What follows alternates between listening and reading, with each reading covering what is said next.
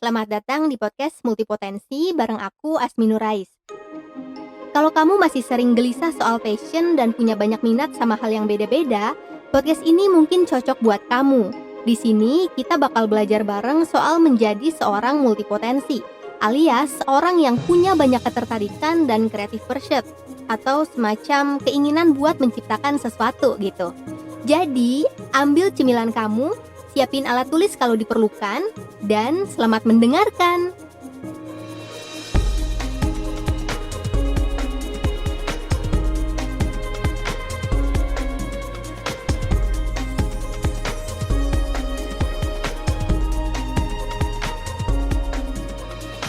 Assalamualaikum teman-teman, makasih banyak loh udah mampir ke podcast Multipotensi. Di episode ketiga ini, kita bakal ngobrolin tentang 3 elemen penting dalam hidup seorang multipotensi. Tapi sebelum masuk ke pembahasannya, penting banget buat teman-teman tahu apa itu multipotensi dan apakah kamu termasuk ke dalam golongan ini. Penjelasan tentang definisi multipotensi dan ciri-cirinya bisa kamu dengerin di episode sebelumnya ya. Dengerin loh.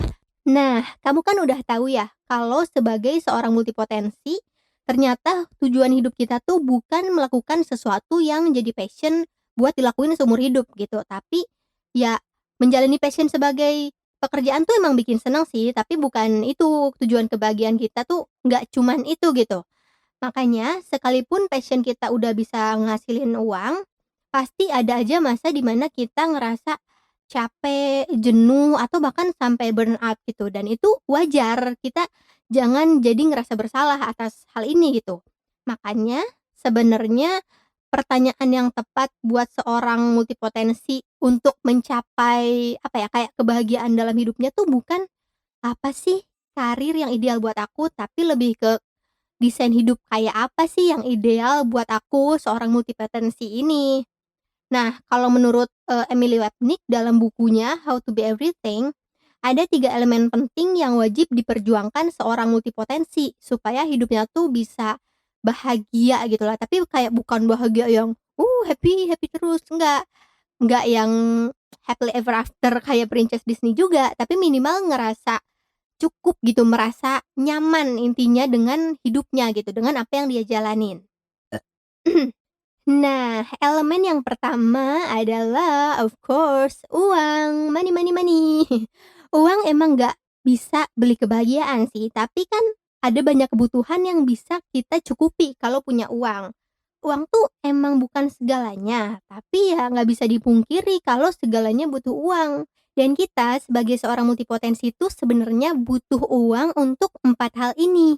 Pertama, uang bikin kita punya kebebasan lebih dalam menentukan arah hidup. Jadi kalau punya uang kan bisa beli alat-alat yang menunjang passion, menunjang hobi, menunjang minat.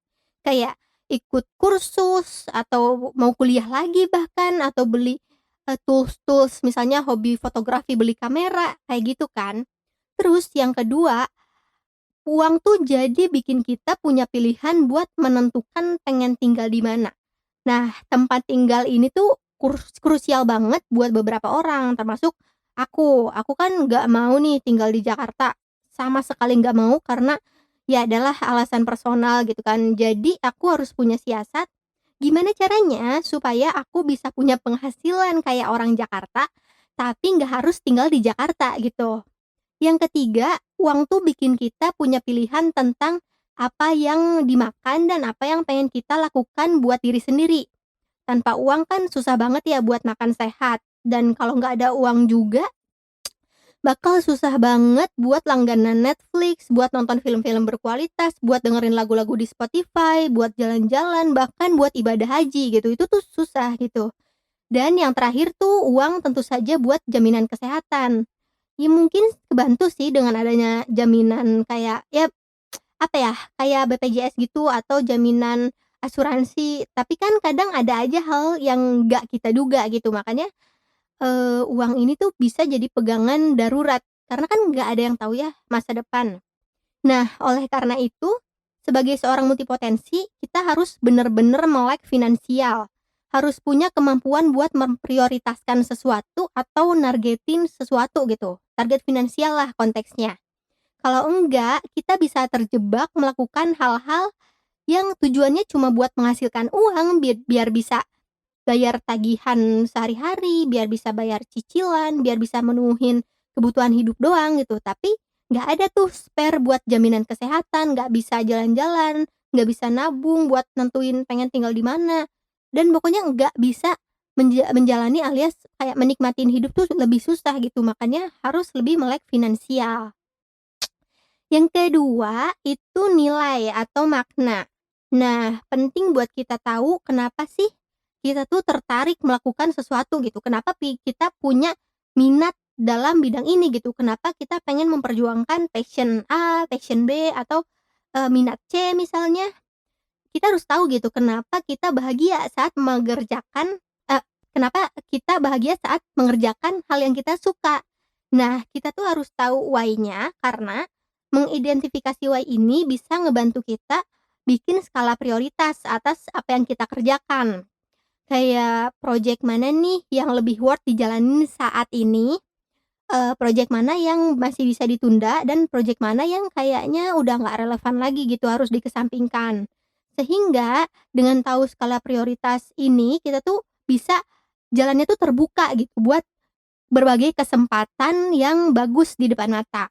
Nah, why inilah yang membuat hidup kita tuh serasa jadi ada tujuannya. Jadi, kita nggak cuma berjuang buat passion, tapi berjuang untuk tujuan si passion tersebut. Tujuan ini tuh bisa jadi nggak cuma satu, bisa jadi banyak. Bisa kayak tujuan sosial, tujuan spiritual, tujuan ekonomi, atau ya lain-lain lah. Pokoknya nggak cuma satu biasanya. Tapi inget ya, tujuan ekonomi ini tuh nggak sebatas di profit atau keuntungan aja, tapi kenapa sih kita pengen punya profit ini atau kenapa kita pengen punya duit lebih gitu. Misalnya, pengen punya penghasilan lebih tuh biar bisa lebih sering bantu orang tua, atau pengen ngasih lebih buat orang yang nggak mampu, pengen bantu orang yang gitu-gitulah. Jadi nggak berhenti di, "Oke, gue dapat duitnya aja," gitu. Yang ketiga, keberagaman kegiatan atau variety lah. Kayak nggak sih bahasa Inggrisnya?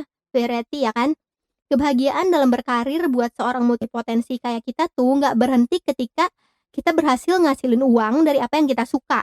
Kita tuh butuh variasi atau keberagaman ini dalam berkegiatan yang berkaitannya sama passion gitu. Karena kan passionnya nggak cuma satu ya. Jadi, ngelakuin sedikit atau cuman satu hal tuh bisa bikin jenuh, bahkan muak, tapi kalau terlalu banyak juga bisa bikin burnout. Jadi ya jumlahnya ini beda-beda di tiap orang. Bahkan satu orang aja jumlah passion-nya tuh bisa berubah-ubah seiring berjalannya waktu. Bisa jadi sekarang tuh ada 3 atau tahun depan dia berubah jadi 5 gitu, atau berkurang gitu kan, nggak ada yang tahu sebenarnya. Dan itu nggak ada yang salah juga dengan hal itu. Nah, kalau dalam hal karir, ini tuh bisa dilakukan dengan mengerjakan beberapa hal atau mengerjakan satu hal yang di dalamnya tuh butuh banyak skill set gitu. Misalnya ada jalur karir yang bikin orang tuh bisa menggunakan beberapa skillnya kayak bisnis atau filmmaking atau advertising gitu kan.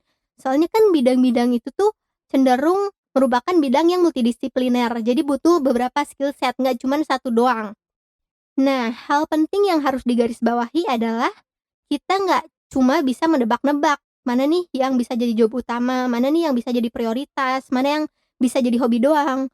Pekerjaan lintas disiplin apa yang cocok buat kita, itu tuh nggak bisa ditebak-tebak doang. Harus bener-bener dialamin dulu, baru setelah dialamin bisa dievaluasi.